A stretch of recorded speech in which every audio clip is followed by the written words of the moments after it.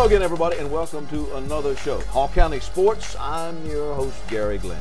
We start this show with the football playoffs, and once again, Gainesville and Flowery Branch survive, but this time both the Elephants and the Branch had to pass some stern tests. We start things off with Flowery Branch.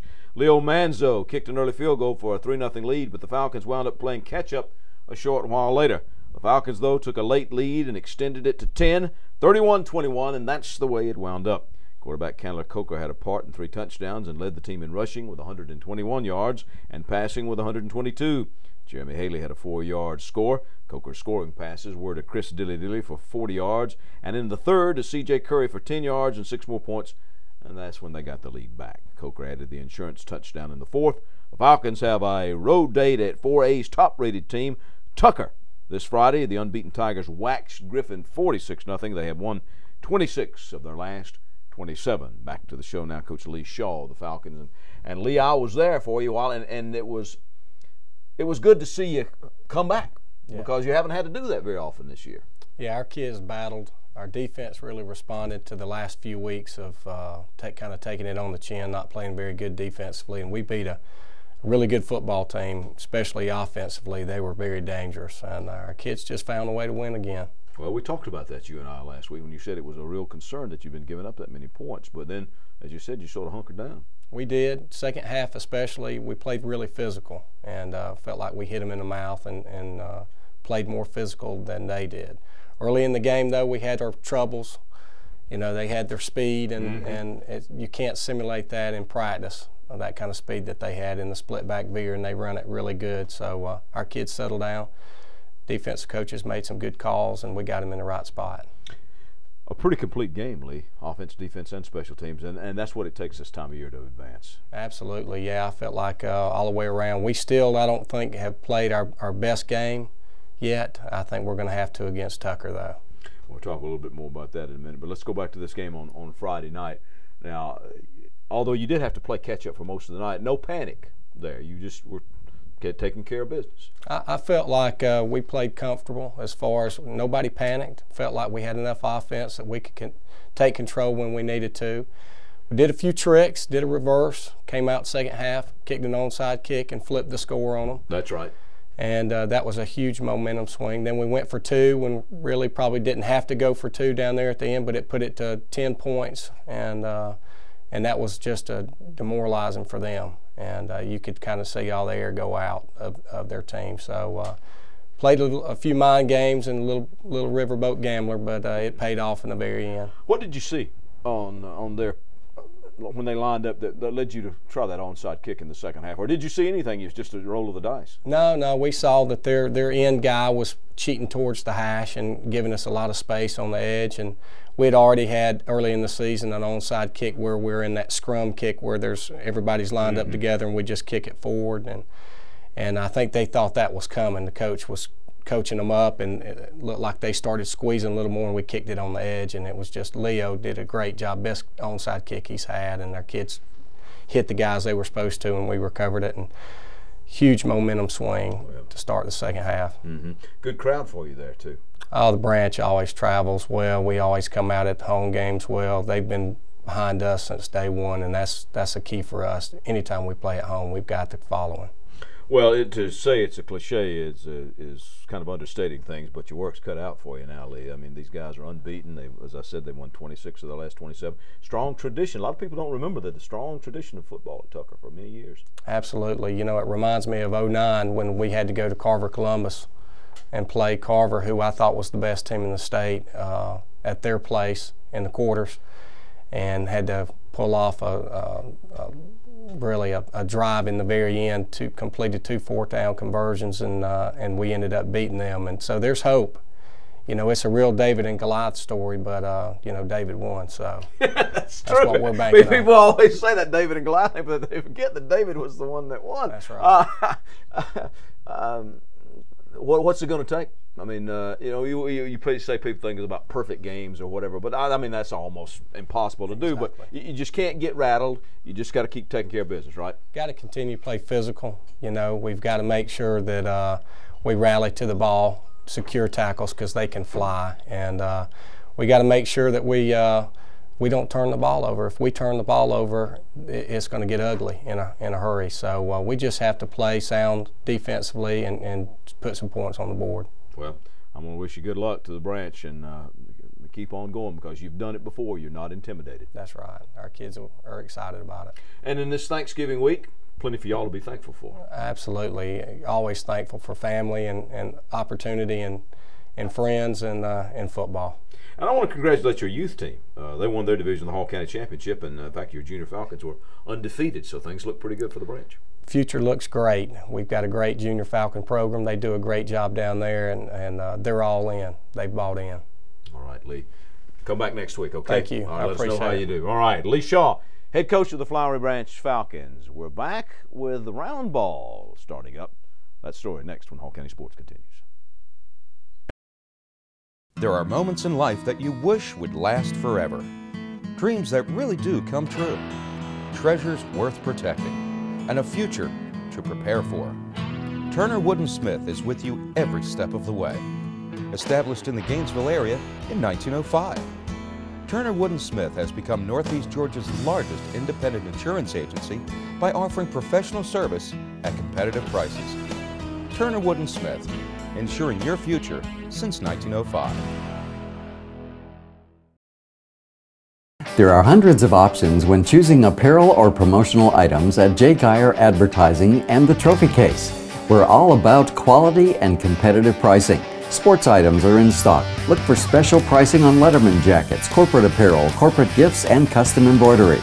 All local high schools should check out the line of spirit wear and trophies. We're also offering custom screen printing available for any team sport.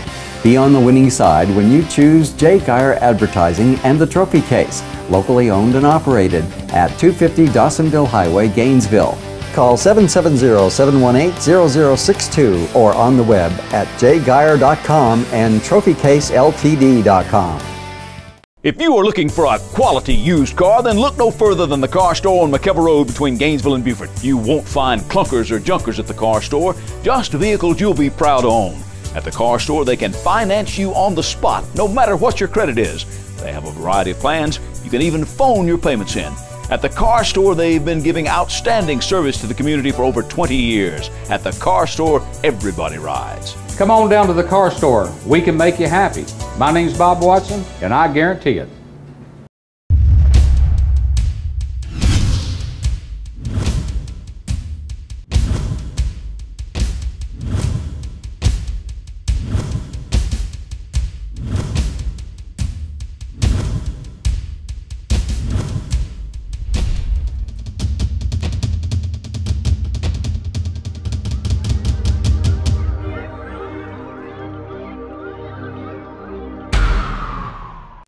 We are back. I'm Gary Glenn. This is Hall County Sports. Turning to basketball for this segment, and as I told you last week, the basketball season got underway.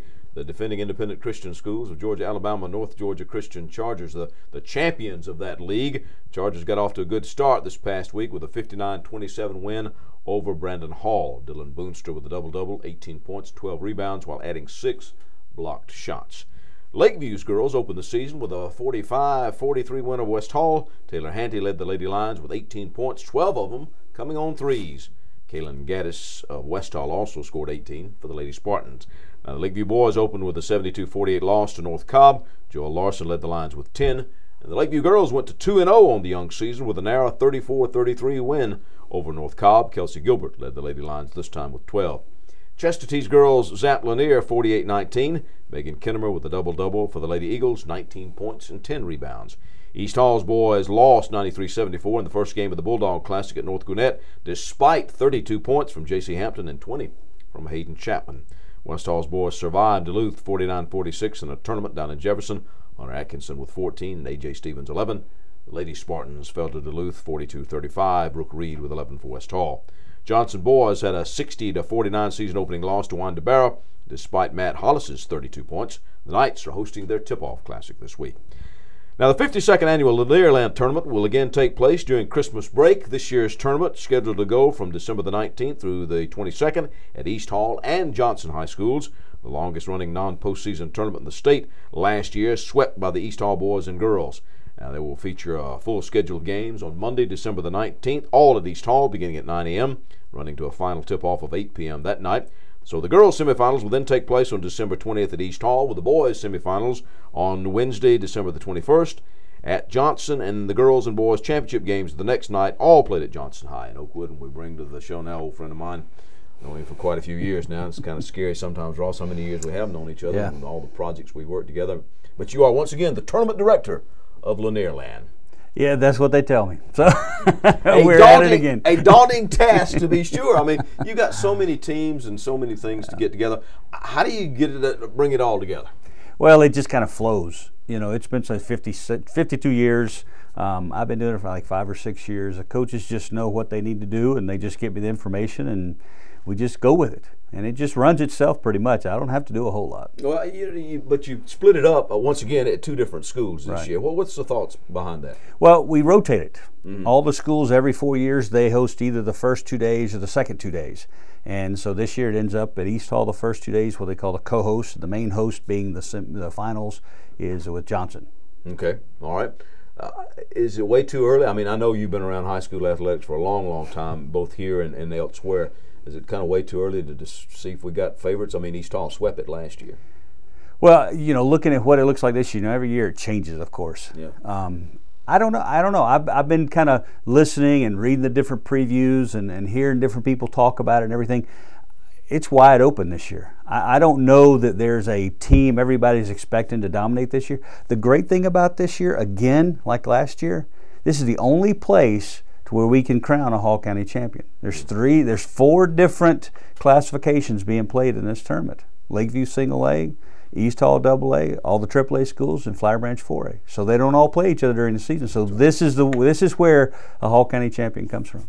And it's really a pretty good early season indication to the coaches, not only how good they are, but maybe what they need to work on. Well, I'll tell you what, if coaches try to pad their schedule early with easy teams, Lanierland doesn't fit that mold. So, yeah, this could be the first big challenge for some of these teams. Well, I see that East Hall, the boys, they had an opening season loss, but they've got some people who can shoot it again. That's a Joe Dix tradition of playing lots and lots of people. So, and Joey Ryder with East Hall girls, again, we're talking about defending champions here. Yeah, those 2 teams, you know, defending champion it's kind of interesting now that we're taking the seeding from the previous year to seed the tournament this year. It used to be years ago, it depended on what your schedule was at that point in the season. Yeah. So it's, you know, it gives, if you do well the previous year, it gives you a little advantage in your seed this year. Defending champions, they do get the top seed, so they play an 8th seed. But you know what? That 8th seed from last year could be the best team in the tournament this year. And once again, to win the championship, you've got to beat everybody anyway. That's right. So it really doesn't matter where you're seated, just you got to be the best team. And I don't know that, you know, you can say East Hall's a favorite. I don't see that, because I think that this could be one of the more competitive tournaments we've had in a few years. Now, that final day, you're relegating that all at Johnson, but it's just for 3rd and 4th and 1st and 2nd, right? That's right. We have 4 games. We'll start out that afternoon, and the girls will play the decide who's number 3 and number 4. And the boys decide 3 and 4. Then championships open up with the girls and the boys after that at Johnson. All right. Ross, always a pleasure, buddy. Hey, enjoyed it. Good luck once again. Tournament director, Lanierland Basketball Classic. 52 years worth of basketball. We're back to football when we return. This program is also brought to you by Longstreet Cafe, now with 2 locations in Gainesville, 1043 Riverside Terrace and 405 Pearl Nicks Parkway. Open for breakfast, lunch, and dinner, Monday through Saturday. Longstreet's got the reputation for Gainesville's fastest drive-thru and the best fried chicken you'll ever sink your teeth into. Plus veggies, a full salad bar, and great desserts. Check today's menu at www.longstreetcafe.com. Call a friend and meet them for a hearty meal at Longstreet Cafe, where they put the home in the cooking. Finally, a real gym in town for everybody, from folks just wanting to get in shape to world-class powerlifters and bodybuilders. Iron Beast Barbell features elite trainers from MMA, strongman, general fitness and weight loss, to cross-training, sports-specific, wrestling, even professional sports massage and wellness. Iron Beast Barbell, a 12,000 square foot facility with 24/7 access and no contracts. Home of the national champion Georgia Iron Dogs and national level bodybuilder Cheryl Cook. Voted Gym of the Month by bodybuilding.com. Iron Beast Barbell, located in the Gainesville Market Center behind Arby's and Chick-fil-A, 622 Shallowford Road, Gainesville. Your one-stop spot for complete auto repair is the Auto Works shop on Sprout Springs Road. On everything from oil changes to brakes, new and used tires and tune-ups, even the big jobs like transmissions. The specialists at the Auto Works can have you up and running just like that. You talk about value. The Auto Works will not be undersold on used tires or any locally priced repair job. Ask about special discounts for students and teachers with your ID. That's the Auto Works at 6671 Spout Springs Road, just past Flowery Branch High and Spout Springs Elementary Schools. Phone 770-967-1732. Hi, I'm Rob Bruce. I'm the new pastor here at McEver Road United Methodist Church. And one of the things I've noticed here in Hall County is the number of churches that are here, and that is a great blessing. But it can also be a problem if you're trying to find a new church or you're investigating Christianity for the first time. There's so many churches and it seems like there's so little time. Well, we invite you to be our guest at McEver Road United Methodist. We will not give you a high-pressure approach. You can come in, make up your own mind at one of 3 of our worship services. We have 3 diverse worship services, one at 8:30, which is a gospel format service. We have a 10 o'clock service, which is not contemporary, but it's something more edgy and different, and we'd like to invite you to that if that's your style. And then at 11 o'clock we have a traditional Methodist service. So we'd love for you to come be our guest and come and see. We're back to Hall County Sports, and I'm Gary Glenn. Now, earlier in the show we talked about Flowery Branch. Let me tell you about what happened with the Gainesville playoff situation. A late field goal by Elephant senior Aiden Rising and a good closing effort by the Big Red defense let Gainesville make the AAA Elite 8. Final was 16-13 over Monroe-Albany. It was the first field goal by Rising this year. The GHS touchdowns came on a 43-yard run by Trey Harrison and a 19-yard pass from Deshaun Watson to Stephen Mason. Rising had missed one extra point before booting that 18-yard field goal for the win. Watson had 260 yards of total offense. Justin Cantrell, 65 yards receiving. Next up for the Elephants, by virtue of winning the coin toss, a home date with top-rated Sandy Creek. 42-14 winners over Troup County. The Patriots come into City Park undefeated, and Bruce Miller joins us now. And Bruce, in the past, you've been outscoring people, and I think everybody knows what I mean when I say that. This time, the defense came up for you. Yeah, Monroe had an exceptional defense. They had some monsters. They had some big old players that could run fast, and we really struggled moving the ball against them. We could never seem to get in rhythm. You know, offenses always talk about rhythm. We never got there, but we were able to get some plays and get in the end zone, and they would get down there on the. Just show you how good they are. We were inside the 5, 4 downs, and couldn't get it in the end zone, and that's when we decided to kick the field goal. And then our defense came out and did a super job of keeping them out of the end zone. And you know, when you're in the state playoffs, survive and advance. Absolutely. Now, I mentioned that was Rising's first field goal of the year, but you knew he had a good leg. Of course, this wasn't a very long field goal, but I've seen him kick a 30-yard extra point, Bruce, due to some penalties. So the confidence had to be there, and there was no question of what you're going to do. Well, I think, you know, when you've moved the ball and scored like we have on offense, we just haven't had to kick field goals this year, so it was one of those things where we didn't. But Aiden came in and did a great job. Ryan Griffin was the holder, Chase England was the snapper. Everything went perfect. The blocking was perfect, and got it through there. And when we had the angle where we saw where it went through, and it was one of those things where you said, "Whew! Now let's play defense." And so, how much time left after this now? 4 minutes. 4 minutes, so still plenty of time. Yeah, plenty of time, and they drove the ball down to about our 30. And threw an incomplete pass on 4th and 8 in the end zone, and we were able to run out the clock from there and come home with a win. Well, sometimes when one of the aspects of the game, offense, defense, or special teams, is not working exactly like it has in the past, it remains to the other aspects to take up the slack, and that's exactly what happened. Well, to me, that's the sign of a complete team, that one side of the ball is struggling, the other side of the ball picks up the slack, and that's exactly what happened.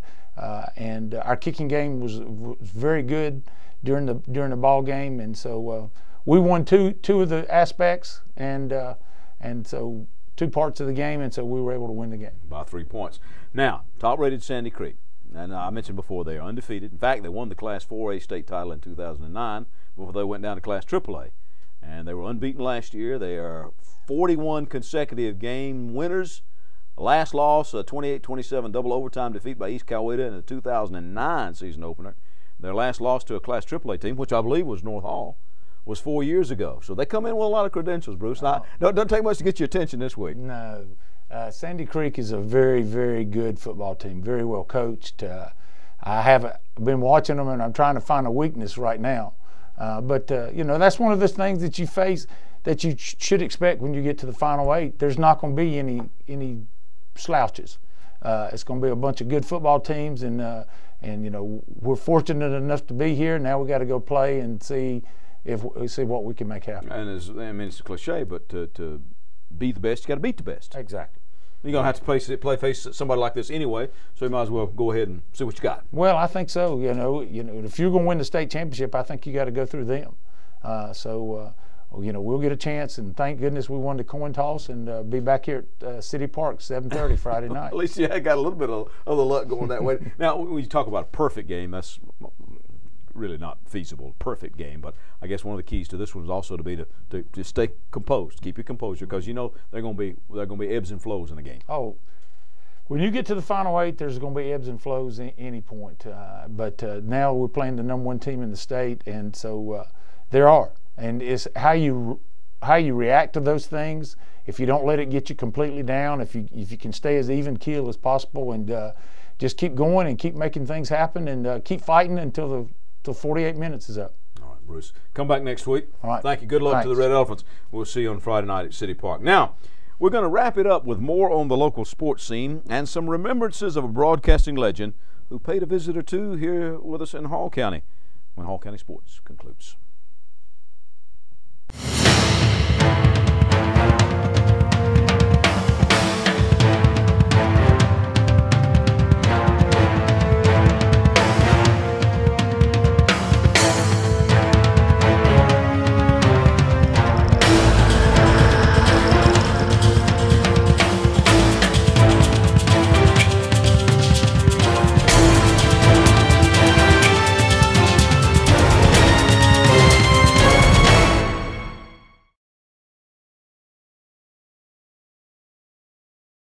Hi, I'm Rob Bruce. I'm the pastor here at McEver Road United Methodist Church.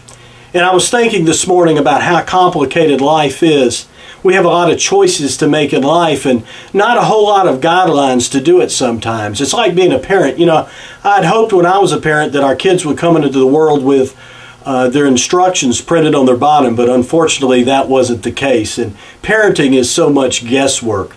I'm amazed that we hear so many people talk on TV, and we can go into the bookstores and see the books and the folks on TVs that have all the answers, but you and I know that they don't have all the answers. And the answers aren't as simple as they tell us sometimes, that all you have to do is smile just right, or say this thing, or feed your children this, and everything will be all right. You know, Jesus gathered with his followers after he was raised from the dead on a mountain in Galilee. And in Matthew 28, it tells us in verse 17 that even then some doubted. And I think that's interesting that the church was formed with some doubt in it. We don't have all the answers. We have some answers, but we don't have all of them. And if you'd like to be part of a community that doesn't have all the answers, but that can help you be at peace with the questions, well, then we invite you to join us at McEver Road. We invite you to come by and visit us at one of our worship services. Won't you come and see? Hi, I'm Rob Bruce, pastor at McEver Road United Methodist Church. Our family here at McEver Road would like to invite your family to join us for our holiday marketplace and family adventure on November 26th from 11 a.m. to 6 p.m. We're going to have games for the kids, face painting, food, bands, and at 4 o'clock we'll welcome Santa, and he'll be with us 4 to 6. So won't you join us on the 26th? We look forward to seeing you. Thank you.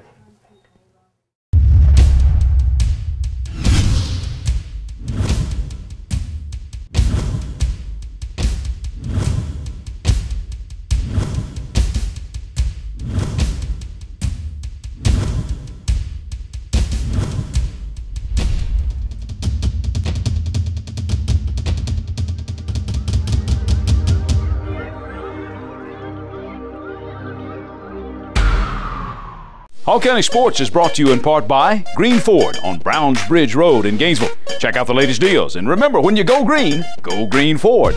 By Mountain View Auto Repair, a full-service shop for all of your automotive needs. Call Danny at Mountain View Auto Repair at 770-535-7278. And by McKelvey Road United Methodist Church.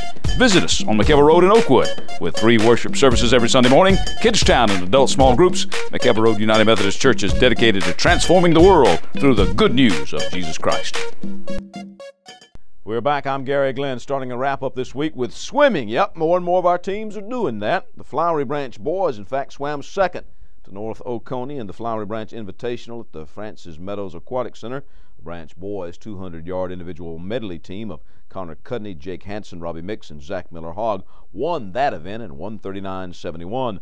Miller-Hogg won the 100 free as well, while North Hall's Paul Powers blew away the competition in the 50 free and the 100-yard backstroke. Trojan boys as a team were 5th. Time now to name our athletes of the week, and for the male we're going to go this week with Candler Coker, the quarterback, Flowery Branch football, who led the team in rushing, passing, and scoring. And for our female athlete of the week, we had some contenders, but we're going with Taylor Hanty of Lakeview basketball for her part in helping the Lady Lions to a 2-0 start. All right, let's turn to some other stuff. A couple of signings to report on the basketball front. From North Hall High School, McKenna Rushton signed on to play for Georgia State. And also we have Gainesville basketball player Rebecca Webster. Here's her and her folks and her grandparents celebrating her signing with Samford University. Last week we showed these Gainesville baseball players with their coach Jeremy Kemp. Well, here are Gainesville pitcher David Gonzalez and his family celebrating his signing to play baseball with the University of Georgia's Diamond Dogs, and the Griffith family saw Ryan sign to play on with the Diamond, play baseball with Furman University. Brenau softball success is reflected in the NAIA coaches preseason poll. The Golden Tigers are ranked number 5 nationally and the top team in the Southern States Athletic Conference. Cross-country Tiger freshman Brittany Akins represented the Tigers in the NAIA Nationals in Vancouver, Washington. She qualified by running a 19:22 and running 7th in the conference meet. That's where she finished. Gainesville 8th grader Spencer Ralston has added another golf title to his resume, winning the Atlanta Junior Golf Association's fall tournament at Lake Lanier Islands. Spencer shot a 147 to win the 13 and 14-year-old division by 12 strokes. And you know by now that the voice of the Dogs for many years is now silent. Larry Munson passed away at his home this past Sunday from complications from pneumonia. He was 89 years old. For 10 or 15 years off and on, I had the honor to work with Larry Munson side by side during my radio days and helped him out when he worked for the Georgia News Network. I was a guest on some of his shows as well and filled in for him a time or two. We also had a chance to just to visit and talk, just me and him. And the stuff he told was always entertaining and told in his inimitable style. Suffice it to say, those like him, the true giants and legends of broadcasting, are a vanishing breed, and we shall not see their like pass this way again. May he find some peace in a good fishing hole somewhere. Prayers are with his family. Hunker down, go Dogs. That's our show for this week. I'm Gary Glenn. Join us next week right here for more Hall County Sports.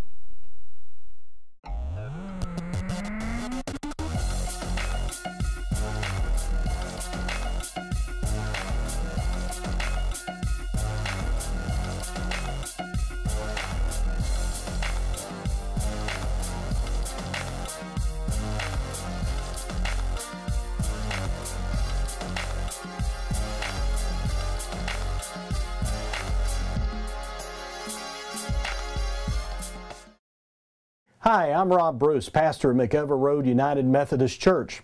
Our family here at McEver Road would like to invite your family to join us for our holiday marketplace and family adventure on November 26th from 11 a.m. to 6 p.m. We're going to have games for the kids, face painting, food, bands, and at 4 o'clock we'll welcome Santa, and he'll be with us 4 to 6. So won't you join us on the 26th? We look forward to seeing you. Thank you.